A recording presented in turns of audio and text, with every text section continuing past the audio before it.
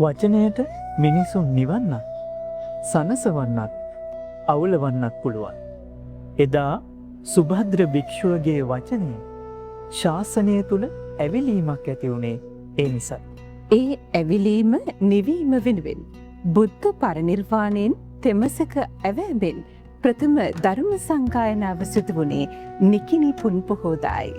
ආනන්ද ස්වාමීන් වහන්සේ රහත් බව ලැබීම, ප්‍රථම ධර්ම සංගායනාව පැවැත්වීම, භික්ෂූන් වහන්සේලා පසුවස් සමාදන් වීම ඇතුළු ශාසනික වැදගත්කම් රාශියක් මෙන්ම ශ්‍රී ලාංකීය අපේ සංස්කෘතික උරුමයක් වන දළදා පෙරහරේ අවසන් රන්තෝලි පෙරහර පවත්වන්නේ නිකිණි පුන් පොහෝදායි.